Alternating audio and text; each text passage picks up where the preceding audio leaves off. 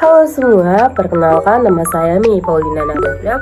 Saya dari Prodi Pendidikan Agama Kristen dengan NPM 2401120005.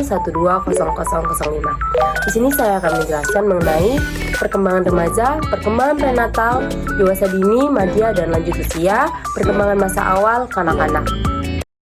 Di sini saya akan menjelaskan terlebih dahulu mengenai perkembangan remaja.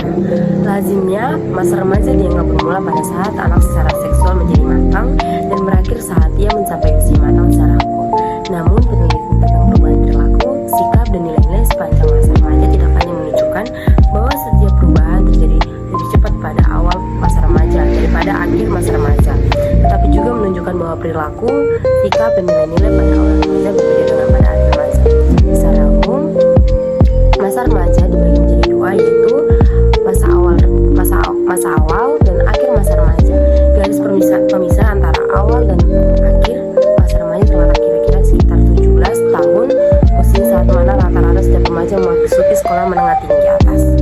Ketika remaja duduk di kelas terakhir, biasanya orang tua menganggap hampir dewasa dan berada di ambang perbatasan untuk masuk ke dunia kerja orang dewasa, melanjutkan pendidikan tinggi, atau menerima pelatihan kerja tertentu. Status di sekolah juga membuat remaja sadar akan tanggung jawab dan yang sebelumnya belum pernah terpikirkan. Kesadaran akan status formal yang baru, baik di rumah maupun di sekolah, mendorong sebagian besar remaja untuk berperilaku lebih matang, karena rata-rata laki-laki lebih lambat matang daripada anak perempuan. Maka laki-laki mengalami prodia awal masa remaja yang sangat lebih singkat. Meskipun pada usia 18 tahun ia sudah dianggap dewasa, seperti halnya anak perempuan. Akibatnya seringkali laki-laki tampak kurang matang untuk usianya dibandingkan dengan perempuan. Namun dengan adanya status yang lebih matang di rumah atau sekolah, biasanya laki-laki cepat menyesuaikan diri dan menunjukkan perilaku yang lebih matang, yang sangat berbeda dengan perilaku remaja yang lebih awal muda. Awal masa remaja berlangsung kira-kira dari 13 tahun sampai 16 tahun dan 17 tahun, dan akhir remaja bermula dari usia 16 atau 17 tahun sampai 18 tahun, yaitu usia matang secara ukur. Dengan demikian, akhir remaja merupakan periode yang sangat singkat. Yang kedua, saya akan menjelaskan mengenai perkembangan pada masa prenatal. Sampai saat ini masih ada beberapa orang yang menganggap bahwa perkembangan seorang anak mulai dengan usia dilahirkan ke dunia. Padahal sebenarnya perkembangan dapat dilakukan ketika tahap awal ovulasi, pertemuan antara sel sperma dan yang sudah matang dengan sel telur yang sudah matang, kemudian terjadilah pengubahan. Mulai dari sini perkembangan calon bayi sudah dapat diamati dan dipelajari. Banyak hal yang juga harus diketahui semua orang, khususnya calon orang tua, dalam masalah perkembangan anak mulai dari masa remaja, masa sebelum kelahiran atau yang sering disebut prenatal, sampai dengan kelahirannya.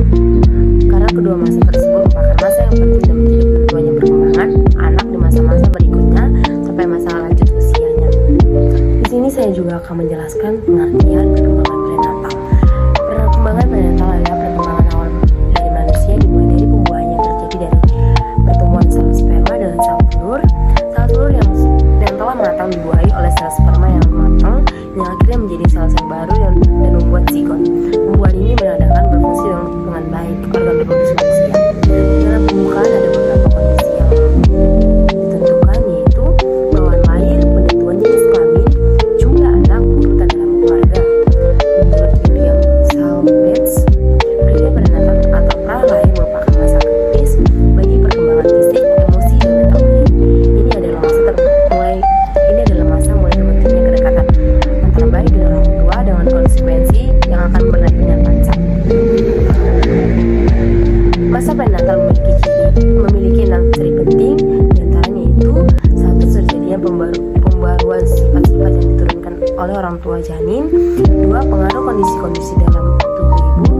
3. Kepastian jenis kelamin. 4. Pertumbuhan cepat. 5. Mengadakan banyak bahaya fisik dan fisik. 6. Membentuk sikap-sikap yang baru diciptakan. Perkembangan prenatal terdapat 3 tahap, yaitu tahap liminal, embrionik, dan tahap fetal. Selama tahap prenatal ini berikut yang awalnya 1 sampai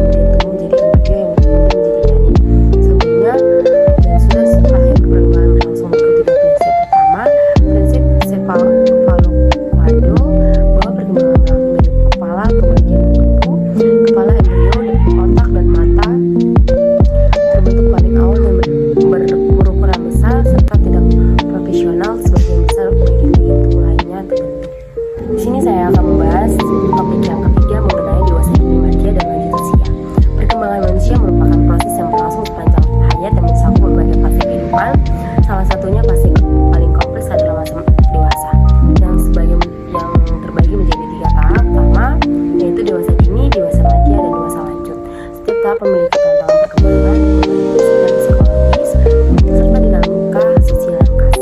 Masa dewasa ini merupakan masa transisi ketergantungan remaja menuju kemandirian, sementara masa dewasa remaja identik dengan stabilitas, refleksi hidup, dan tanggung jawab sosial. Adapun masa dewasa lanjut merupakan periode menghadapi menurunnya fisik, namun juga usaha untuk mencapai intervensi hidup. Pemahaman terhadap karakteristik setiap tahap ini menjadi penting, tidak hanya bagi individu dalam menjalani kehidupan, tetapi juga pada pendidik, tenaga kesehatan, rohaniawan, dan praktik sosial untuk memberikan dukungan yang tepat sesuai tahap perkembangan. Dengan perkembangan ilmu psikolog dan gerontologi, perhatian terhadap kualitas hidup orang dewasa semakin menjadi fokus penting dalam membangun masyarakat yang sehat secara mental, sosial, dan spiritual. Masa dewasa adalah prodi kehidupan yang berlangsung setelah masa remaja yang mencakup rentang waktu yang panjang, dimulai dari usia sekitar 18 tahun hingga akhir hayat.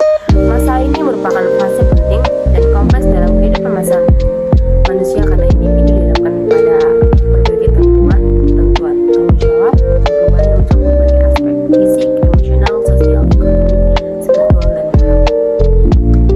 Tahap pertama dalam masa remaja dan masa dewasa adalah dewasa dini yang mencakup usia sekitar 18 hingga 30 atau 35 tahun.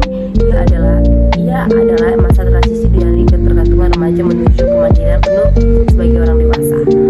Pada tahap ini seseorang umumnya dimulai menyelesaikan pendidikan formalnya dan mulai membentuk kehidupan secara mandiri, baik dari segi ekonomi, sosial maupun emosional. Masa ini merupakan periode eksplorasi dan membentuk identitas ketika seorang mulai menetapkan nilai-nilai hidup, tujuan, karir, pola reaksi, dan arah hidup secara lebih konkret. Seiring dengan perkembangan usia, individu kemudian memasuki masa dewasa remaja yang berlangsung dari sekitar usia 35 tahun sampai 40 tahun hingga usia 60 tahun. Tapi ini sering dianggap sebagai masa pematangan penuh dalam hidup ketika seorang telah relatif stabil dalam berbagai aspek kehidupannya. Pada masa ini banyak orang telah membangun keluarga, memiliki anak yang mulai tumbuh besar, serta mencapai kemampuan dalam karir dan finansial.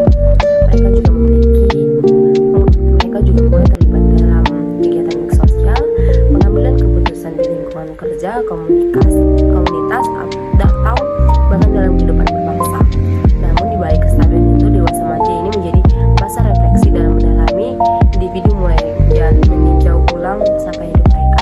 Apakah hidup yang dijalani sudah bermakna? Apakah ada penyesalan terhadap keputusan masa lalu? Pertanyaan-pertanyaan dapat memicu krisis paruh baya yang sering kali ditandai oleh perubahan gaya hidup, mencari jati diri kembali, dan keinginan untuk melakukan hal-hal yang sebelumnya tertunda.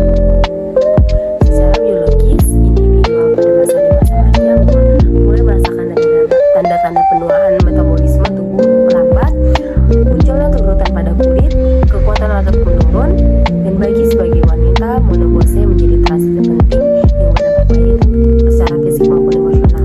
Meskipun demikian, tidak semua perubahan ini bersifat negatif.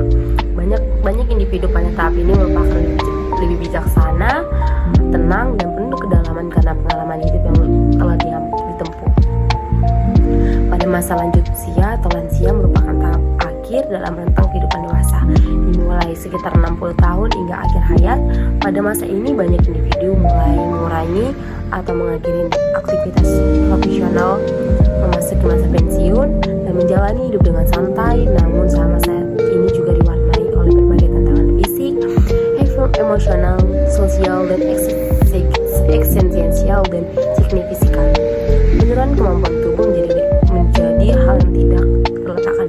Fungsi organ tubuh mulai melemah, seperti pengalihan pendengaran, kekuatan otot, serta respon imun terhadap penyakit. Beberapa individu ini mengalami gangguan kognitif seperti penurunan daya ingat atau demensia.